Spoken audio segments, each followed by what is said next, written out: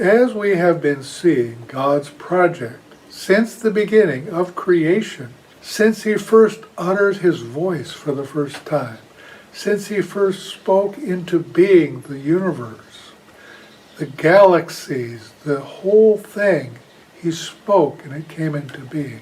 Since that time before time, God has been seeking a bride. He's been working, he's been arranging things, he's been doing things throughout history to finally arrive at the conclusion, which we see in the book of Revelation, to present himself a bride who is like him.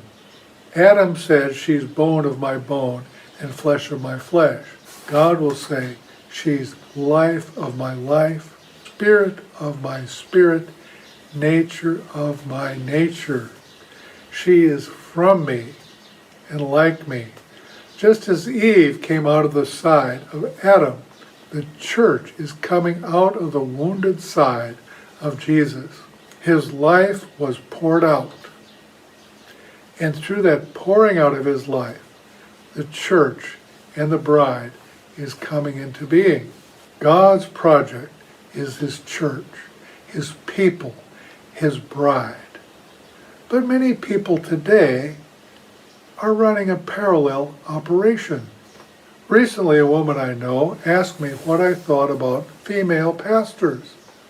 And I said, well, about the same thing I think of male pastors.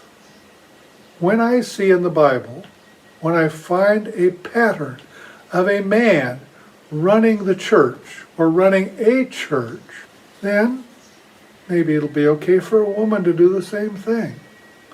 But what I find in the scriptures is not men running God's operation.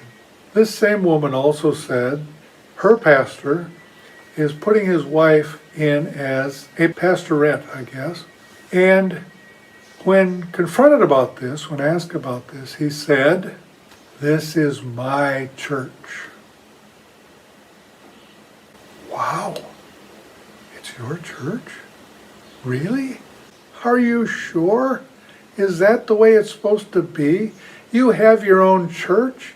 Are you running a parallel operation? Are you competing with Jesus? You've got your own, he's got his, and you've got yours, and you're using his people to populate yours? You're using his book, you're using his scriptures, you're using everything that he's trying to do to build a little empire and a kingdom for yourself? It's yours? I think I better back off a little bit in case fire comes down from heaven. You have the courage, the unmitigated gall, to stand up on your hind legs and say, that is my church? Wow, I would be very afraid to say such a sentence. Men, unfortunately, men have taken over God's church. And they're running it for him, and some of them, maybe most of them, have good intentions. But they are blindly leading the blind. And the results are not a holy people. The results are not a glorious church. The results are not a bride. It's no wonder that so many people are wallowing in self and sin and lack of victory, because they're following men.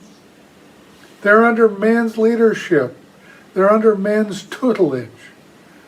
They're following some kind of system. And they're not being intimate with Jesus. They're not beholding the face of Jesus Christ, and so reflecting his glory. And so, as a consequence, being transformed into all that he is. They're going to church where a man is leading, and there's a program, and there's a system. They stand up, and they sit down, and they recite something, and they sing something. And somehow or another, this doesn't produce the same results as contemplating the holy face of Jesus, being intimate with Jesus. The church should be the overflow of our intimacy with God, not a substitute for intimacy with God. The church should be where we come together to rejoice in what each one has been receiving from God during the week. Not a place to try to get something from God because we haven't gotten anything all week. A man-led church can never bring people into the place they need to be, which is transformed, holy people. It can only come from being intimate with God and spending time in the presence of God. This is the only thing that will do the job. You cannot depend on men or an institution or Sunday morning meetings to bring you where you need to be. You need to seek God, seek His face, until you know that you are where He wants you to be.